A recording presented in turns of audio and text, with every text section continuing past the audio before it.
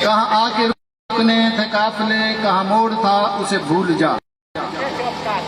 کہاں آ کے رکنے تھے قافلے، کہاں موڑ تھا اسے بھول جا۔ وہ جو مل گیا اسے یاد رکھ، جو نہیں ملا اسے بھول جا۔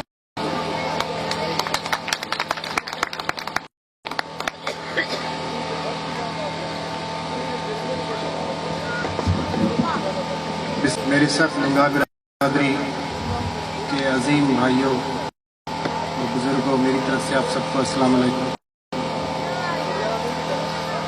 مجھے بہت خوشی ہوئی جس طرح آپ لوگوں نے اتنی محبت کے ساتھ مجھے ویلکم کیا۔ میں زندگی میں پہلی دفعہ ایسے اجتماع میں شریک ہوا ہوں، کبھی اتفاق نہیں ہوا، کبھی آفس کی مجبوریاں ایسی ہیں کہ ہم جا نہیں سکے۔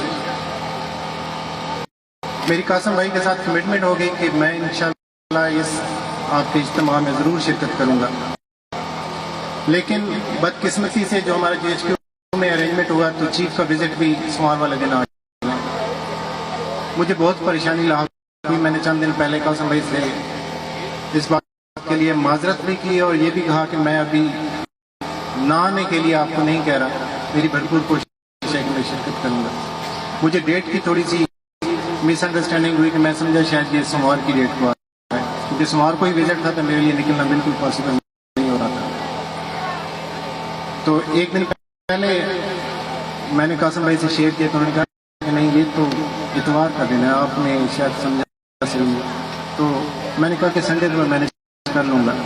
چونکہ میں نے تو کہا کہ میرا آج کے دن یہاں سے آ کے پھر واپس جانا اپنی ڈیوٹی پہ بہت مشکل ہے، لیکن میں نے چونکہ آپ سے کمٹمنٹ کی اور میں بہت گلٹی فیل کروں گا کہ میں آپ سے وعدہ کر کے اور نہ جا سکوں، تو میں اپنی ذات میں ایسا جرم برداشت نہیں کرتا۔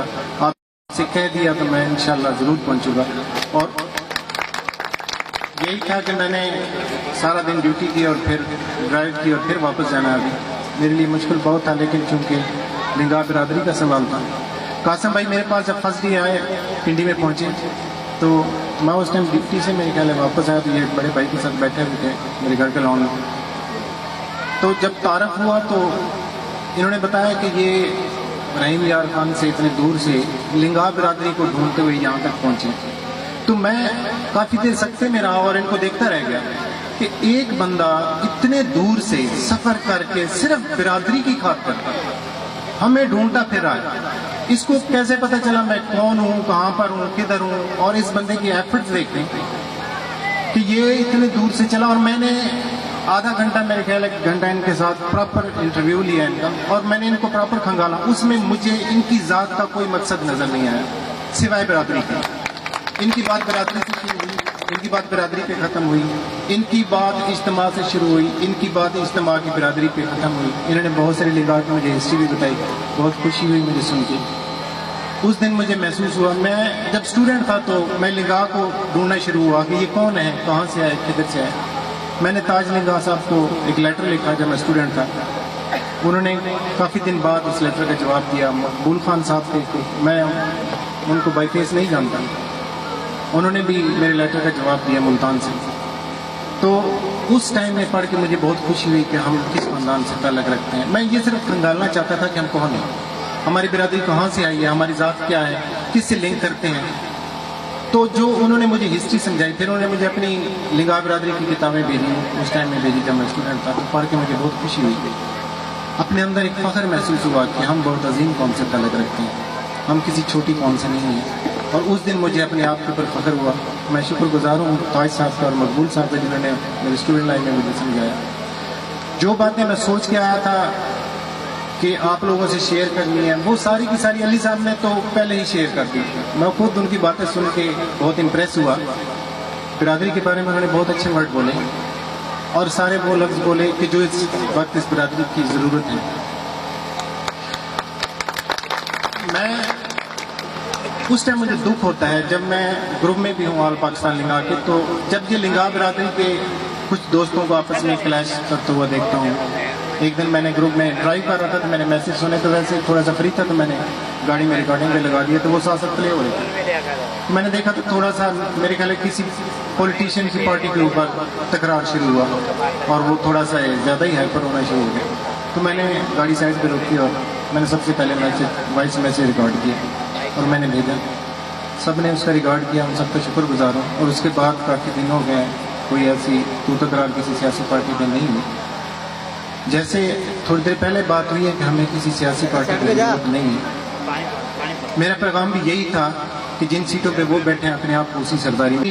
جابس کی ایسی مجبوریاں ہیں کہ میں کھل کے سامنے نہیں آ سکتا.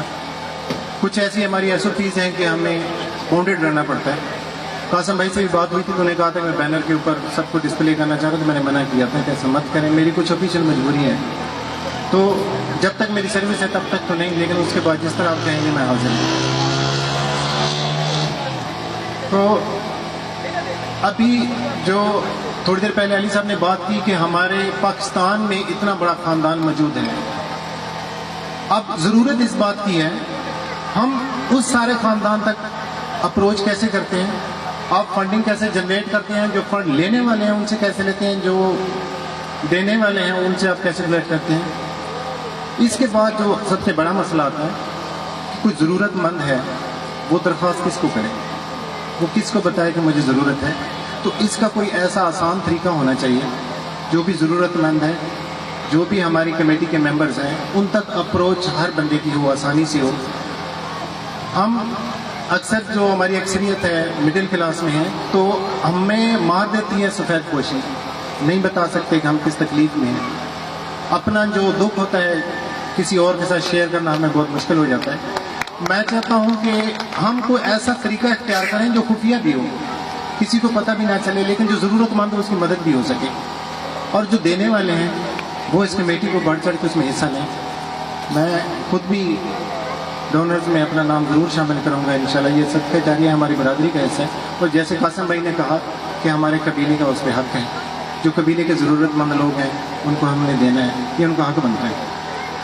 اگر میں نے ایک اپنی ایس او پی رکھی ہوئی ہے, ایک قانون بنایا ہوا ہے کہ اگر کسی سے دوستی کرنی ہے تو کس سے کرنی ہے. آپ جاتے ہیں, جب اٹھتے بیٹھتے ہیں ہر طرح کے لوگ ملتے ہیں, تو کون سے لوگ ہیں جن سے آپ دوستی کر لیں اور کون سے جن کو آپ ریجیکٹ کر دیں, جتنا مرضی اچھا آپ اس سے دوستی مت کریں. تو سب سے پہلا جو میں نے اصول رکھا ہے وہ یہ ہے کہ کیا وہ اپنے ماں باپ کے ساتھ ٹھیک ہے, اس کے تعلقات ٹھیک چل رہے ہیں, کیا وہ اپنے بہن بھائیوں کے ساتھ, بیوی بچوں کے ساتھ ٹھیک ہے. اگر وہ ٹھیک ہے تو کیا وہ اپنے خاندان کے ساتھ ٹھیک ہے. اگر کوئی بندہ ان ساری چیزوں میں ٹھیک ہے تو اس کے اندر کوئی عیب نہیں ہے. اگر وہ ان چیزوں پہ پورا نہیں اترتا ہے تو وہ آپ کی دوستی کے قابل بھی نہیں ہے. اگر آپ اس سے دوستی کر بھی لیتے ہیں تو وہ آپ کو ضرور کسی نہ کسی پوائنٹ میں دھوکہ دے گا. اور اللہ کا شکر ہے کہ میں نے کبھی کسی ایسے بندے سے دوستی نہیں کی جو اپنے خاندان کو برا کہے, یا وہ کسی اپنے خاندان میں لڑائی جھگڑا مول لے اور تفرقہ پیدا کرے. میں اسٹیٹ فارورڈ کہتا ہوں کہ شاید ہم اکٹھے نہیں چل سکتے. آگے مجھے سوچنے کی ضرورت نہیں پڑتی کہ یہ کیسا ہے, اچھا ہے برا ہے, جیسا بھی ہو مجھے اس سے نہیں غرض. وہ اپنے خاندان کا نہیں تو وہ میرا بھی نہیں. تو ہمیں اسی طرح ہی اپنی لنگا برادری کے بارے میں بھی سوچنا ہے. الیکشن ہوتے ہیں, نامینیشنز ہوتی ہے, تھوڑی دیر پہلے بھی یہی بات کی بھائی نے, تو اس کے اوپر لنگا برادری آپس میں تکرار نہ کرے.